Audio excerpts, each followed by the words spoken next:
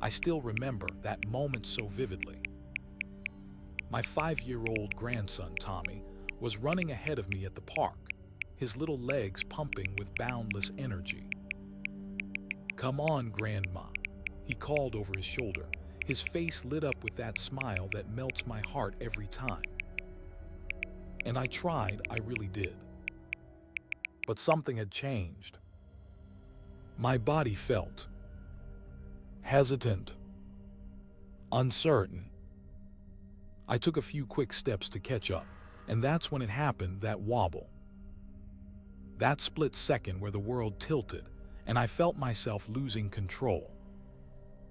I didn't fall, thank goodness, but the fear that shot through me in that moment. That was something new. Something terrifying. That was the day I realized I couldn't keep up anymore. And it changed everything. You know, it's funny how we don't notice the gradual changes in our bodies until something forces us to pay attention. For years, I've been telling myself that slowing down was just a natural part of aging. That occasional dizziness when I stood up too quickly. Normal. The extra care I took on stairs. Just being cautious. But that day at the park with Tommy was different. It wasn't just about being slower. It was about feeling unsafe in my own body. That night I sat on the edge of my bed and had a good, long talk with myself. I'd always promised I'd be an active grandmother.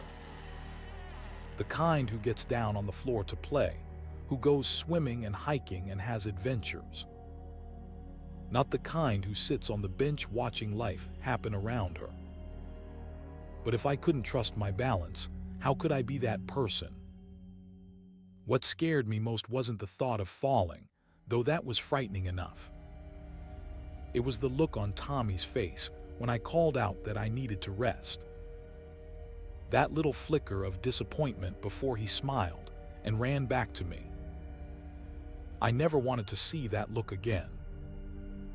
I never wanted my limitations to become his disappointment. So I did something I hadn't done in years. I asked for help. My doctor was refreshingly honest. Balance issues aren't just about getting older, she told me. They're about how we've been living and what signals we've been ignoring. She explained that balance is this incredible, complex system involving our inner ear, our vision, our joint sensors, and our brain processing all that information. And like any system, if you don't maintain it, it starts to break down. The problem wasn't that I was getting older. It was that I hadn't been giving my balance system the attention it needed. Most people think of fitness as heart health or muscle strength, she said. They forget that balance is a skill that needs practice too. She asked me some questions that really made me think. Had I noticed myself holding onto railings more often? Was I taking smaller, more cautious steps? Did I feel unsteady when walking on uneven surfaces? The answer to all of these was yes, and I hadn't even realized it. The statistics she shared were sobering. 1 in 4 Americans over 65 falls each year. Falls are the leading cause of fatal and non-fatal injuries for older Americans. And the fear of falling can lead to a cycle of reduced activity, which actually makes balance worse, not better. But here's the good news, she said, leaning forward with a smile. Balance can be improved at any age. Any age. And the sooner you start, the better your results will be. I left her office that day with a referral to a physical therapist and something I hadn't expected: hope. Real, practical hope that I could change this trajectory I was on. The physical therapy clinic wasn't what I expected. I think I had this image of a hospital-like setting, with elderly patients doing painful exercises. Instead, I found people of all ages working on different skills, and a therapist, Michael, who treated me like an athlete in training rather than a patient to be fixed. Balance isn't just physical, Michael explained during our first session. It's a conversation between your body and your brain. And like any conversation, it gets better with practice. He started me with an assessment that was honestly a bit humbling. Standing on one foot with my eyes closed. I couldn't last 3 seconds. Walking heel to toe in a straight line. I looked like I'd had 3 glasses of wine. But Michael never made me feel inadequate. Instead, he seemed genuinely excited about where we could go from here. Think of it this way, he said. Your balance system is like a muscle that's gotten a little lazy. We're just going to wake it up again. We started with the simplest exercises. Standing with my feet together, then progressing to one foot slightly in front of the other. Practicing moving from sitting to standing without using my hands. Small movements focused on stability rather than strength. I'll be honest, at first I was skeptical. These exercises seemed too simple to make a real difference. But Michael explained that we were retraining neural pathways, not just strengthening muscles.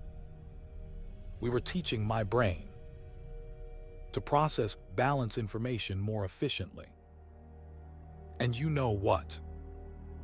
After just 2 weeks of daily practice, I could feel a difference. It wasn't dramatic. I wasn't suddenly dancing on tightropes, but there was a subtle shift in my confidence. I found myself reaching for handrails less often, standing a little taller when I walked. The most surprising part: these exercises took barely 15 minutes a day. That's it. 15 minutes to start reclaiming something I thought I'd lost forever. About a month into my balance journey, something unexpected happened. My daughter Jennifer called me, her voice tight with concern. "Mom, Tommy told me you couldn't play with him at the park because you were afraid of falling. Is everything okay?" I hadn't realized he'd noticed so much. Children see everything, don't they? I told Jennifer about my balance issues and the work I was doing with Michael. Instead of the sympathy I expected, she responded with enthusiasm. "Mom, that's perfect. I've been wanting to try that new senior yoga class at the community center, but I didn't want to go alone. Would you come with me?" And just like that, my balance routine expanded beyond my living room exercises. The yoga class was specifically designed for seniors, focusing on stability, flexibility, and mindfulness. The instructor, Alina, emphasized the connection between breath and movement in a way that made perfect sense for balance training. "When we're anxious or rushed, we hold our breath," Alina would say. "And when we hold our breath, we tense our muscles. Tension is the enemy of good balance." The class became a highlight of my week. Not just for the physical benefits, but for the community. I met Diane, who had recovered from a serious fall the previous year. And Robert, a former construction worker who was determined to keep his balance sharp so he could continue his woodworking hobby. Their stories inspired me, and suddenly my balance journey wasn't just about keeping up with Tommy. It was about maintaining my independence and joy for years to come. I started to notice how much of our built environment assumes good balance. Curbs, steps without railings, moving vehicles like buses and trains. Things I'd navigated without thought for decades now required a new awareness. But rather than feeling limited by this awareness, I felt empowered by it. I was taking control. And the best part, I was sleeping better, My posture was improving. Even my digestion seemed better, probably from all the core engagement in yoga. These were benefits I hadn't expected, little gifts along the way. About 3 months into my balance journey, life did what life does. It threw me a curveball. I caught a nasty cold that kept me in bed for nearly a week. When I finally felt well enough to resume my exercises, I was shocked to discover how quickly my progress had slipped. That one-legged stance that had become relatively stable. Back to wobbling. The confident heel-to-toe walk. Hesitant again. I called Michael in a panic. "I've lost all my progress," I told him, not hiding the disappointment in my voice. His response was calm and reassuring. "This is normal and actually an important lesson. Balance is like a bank account. Regular deposits keep it healthy. Stop making deposits and the account starts to drain. But here's the good news, your balance account will rebuild faster this second time around because the neural pathways are already there. They just need to be refreshed." He was right. Within a week of resuming my routine, I was almost back to where I'd been before the cold. But the experience taught me something crucial about balance training. Consistency matters more than intensity. Michael suggested I create a minimum viable routine for days when I wasn't feeling my best or time was tight. Just 3 or 4 essential exercises that I could do no matter what. 5 minutes is infinitely better than 0 minutes, he reminded me. This new approach made my balance practice more sustainable. On good days, I'd do my full routine plus yoga. On busy days or low-energy days, I'd at least do my minimum. The consistency paid off in ways that occasional intense sessions never could have. And I learned to be patient with myself. Progress wasn't linear. Some days my balance felt fantastic, and other days it felt like I was starting over. But the overall trend was upward, and that's what mattered. 6 months into my balance journey, something unexpected started happening. My family began to notice the changes in me, not just in my physical abilities, but in my confidence and energy. Jennifer was the first to comment. "Mom, you're standing taller," she said one day. "And you're moving differently." "More? I don't know." Deliberately, she was right. I had developed a new awareness of my body in space, what physical therapists call proprioception. I wasn't rushing through movements anymore. I was present in them. Then came the moment that truly showed me how far I'd come. Tommy and I were at the same park where I'd had my wake-up call months earlier. He was racing ahead as usual, but this time when he called, "Come on, Grandma," something was different. I felt steady as I quickened my pace. My feet connected with the ground with certainty. My arms swung naturally, helping to maintain my momentum and balance. I didn't catch up to him. He's still a bundle of 5-year-old energy after all. But I kept him within a comfortable distance, without fear, without hesitation. "You're faster now, Grandma," he said with approval when he finally slowed down to let me catch up. That simple observation from a child meant more to me than any clinical measurement. But the real surprise came during a family dinner when my husband, David, made an announcement. "I've signed up for that balance class at the senior center," he said casually, as if he hadn't been refusing to acknowledge his own balance issues for years. "What changed your mind?" I asked, genuinely curious. "Watching you," he said simply. seeing how much more confident you are, how much more you're enjoying life. I want that too. And just like that, my personal journey became a family movement. Jennifer started bringing balance exercises into her daily routine as prevention, she said. David found that addressing his balance helped with the knee pain he'd been stubbornly ignoring.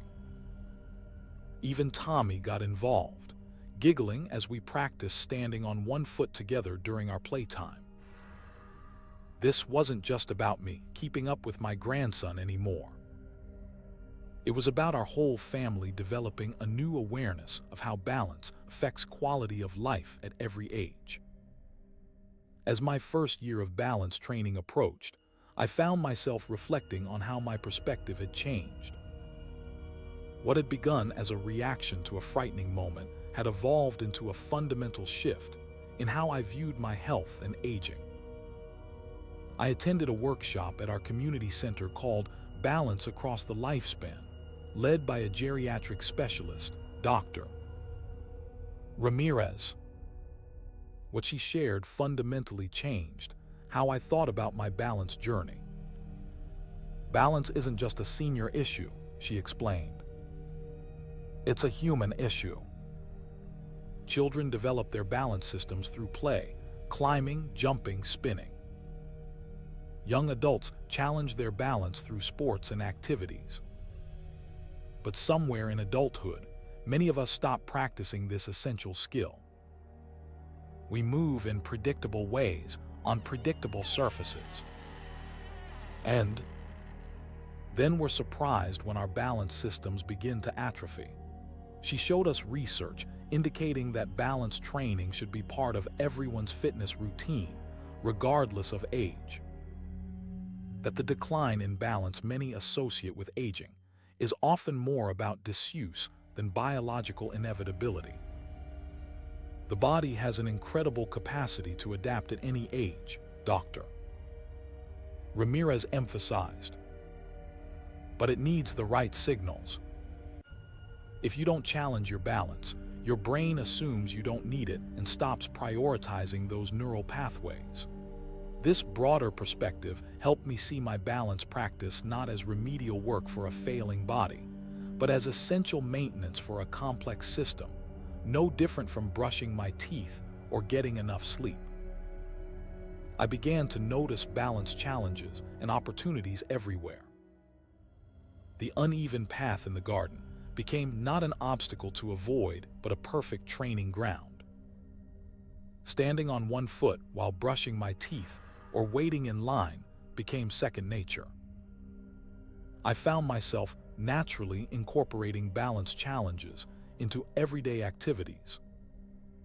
And I became more aware of how modern life often removes balance challenges. Our environments are increasingly flat, predictable, and designed to minimize the need for good. Balance, escalators instead of stairs, paved paths instead of natural terrain. Even our shoes, with their cushioning and support, can reduce the sensory information our feet send to our brains. Understanding this helped me be more intentional about seeking out balance challenges rather than avoiding them. I started walking on the grass beside the sidewalk sometimes, chose the stairs when it was an option, left my supportive shoes behind occasionally to let my feet feel and respond to the ground beneath them. Balance was no longer something I was trying to fix. It was a skill I was continually developing, a relationship I was nurturing between my body and the physical world. 1 year into my balance journey, I had a follow-up appointment with my doctor. She conducted the same balance assessment she'd done at that first appointment, and the improvement was remarkable. I could now stand on one foot with my eyes closed for over 15 seconds, a 500% improvement. My gait was more confident, my reactions quicker. "I'm impressed," she said, reviewing the numbers. but I'm more interested in how this has affected your life. How do you feel different? It was a simple question, but it made me pause, because the answer surprised even me. I feel brave, I finally said. And it was true. The most unexpected benefit of my balance training hadn't been physical at all. It had been emotional. The confidence I'd gained from improving my balance had spilled over into other areas of my life. I found myself saying yes to opportunities I might have declined before. A weekend hiking trip with Jennifer and her friends. A dance class I've been curious about for years. Even simple things like trying new recipes or speaking up in community meetings. I approached them all with a new sense of capability. There's something profound about learning that you can improve something you thought was permanently lost. It challenges assumptions about other limitations you might have accepted too readily. Dr. Ramirez had talked about this in her workshop, how balance training often leads to improved confidence and reduced anxiety in other areas of life. The theory is that as we develop greater physical stability, our sense of emotional and psychological stability grows as well. I noticed it most in how I thought about the future. Before my balance journey, I'd catch myself worrying about dependency as I aged, needing help with basic tasks, becoming a burden to my family. These thoughts would spiral sometimes, creating anxiety that actually made me less likely to stay active. Now, while I still recognize that aging would bring challenges, I approached those thoughts differently. I had evidence of my body's ability to adapt and improve. I had practical tools to maintain my function. Most importantly, I had experienced the difference between passive acceptance of decline and active engagement with my capabilities. This wasn't blind optimism, it was informed hope. And that made all the difference. About 18 months after that wobble in the park, I received an unexpected phone call from Elena, my yoga instructor. Margaret, we're putting together a panel discussion on senior fitness for the community center's health fair. Would you be willing to share your balance journey? My first instinct was to decline. Public speaking had never been my thing, and I certainly didn't consider myself an expert. But then I thought about how isolated I'd felt when my balance issues began, how I'd assumed it was just an inevitable part of aging that I had to accept. How many others were feeling that same resignation. So I said yes. And preparing for that talk forced me to articulate what I'd learned in a way that might help others. The panel included a physical therapist, a geriatric specialist, and me, the real person perspective. I was nervous, but when I started speaking about that day in the park with Tommy, I could see heads nodding in recognition. So many people had experienced that moment of realizing their bodies weren't responding the way they once had. I shared my journey without sugarcoating it, the frustrations, the setbacks, the days when exercises felt pointless. But I also shared the victories, large and small. The first time I could stand on one foot for 30 seconds. The day I navigated a rocky path without fear. The morning I realized I was getting out of bed without using my hands to push myself up. After the panel, a line of people waited to speak with me. Not the specialists, me. They had questions, yes, but mostly they wanted to share their own stories. Their own wake-up calls. Their own fears about losing independence. One woman in her 70s had tears in her eyes as she told me, I thought it was too late for me.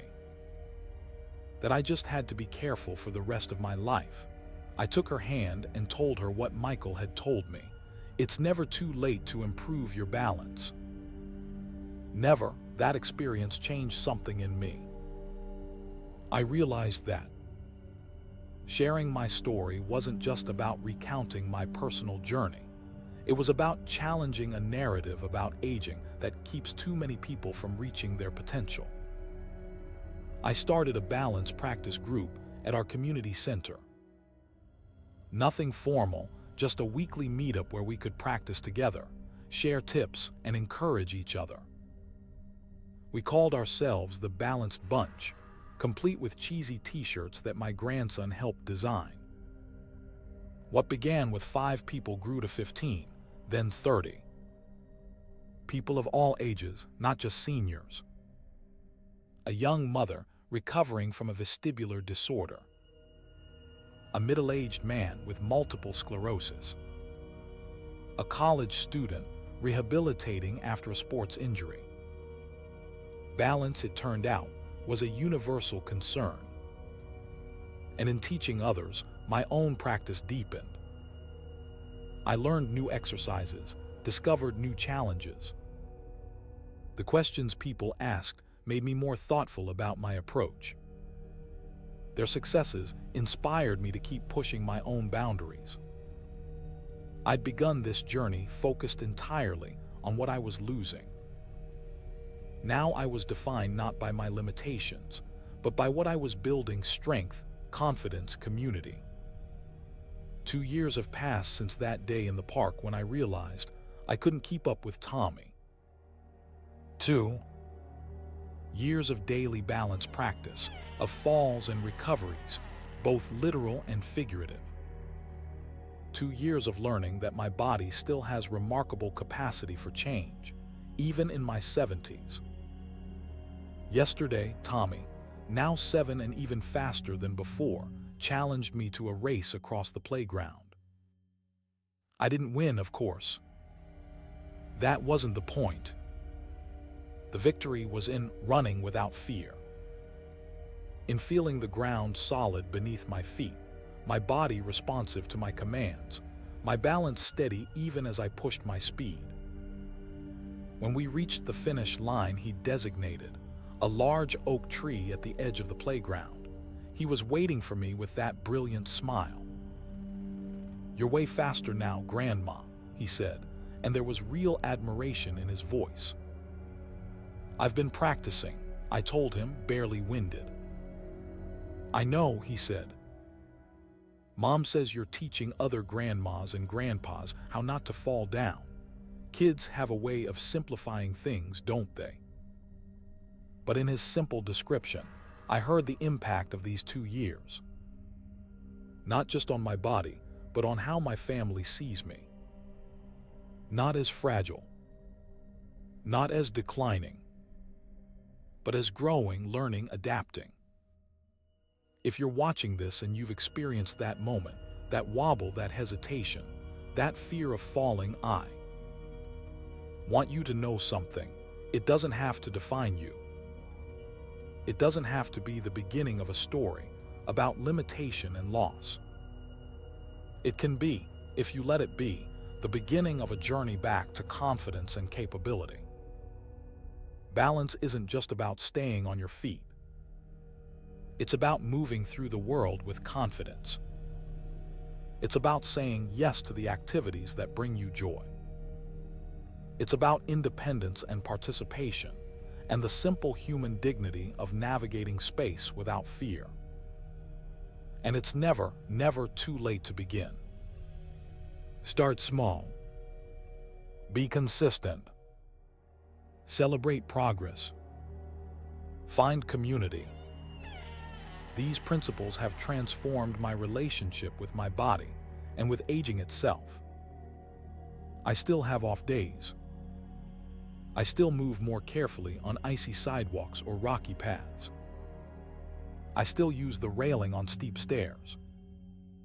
That's not failure, that's wisdom. Balance training isn't about eliminating all caution. It's about ensuring that caution doesn't become limitation. So if you're ready to start your own balance journey, here's my invitation. Join us. Try one simple exercise today. Stand with your feet together while brushing your teeth. Practice moving from sitting to standing without using your hands.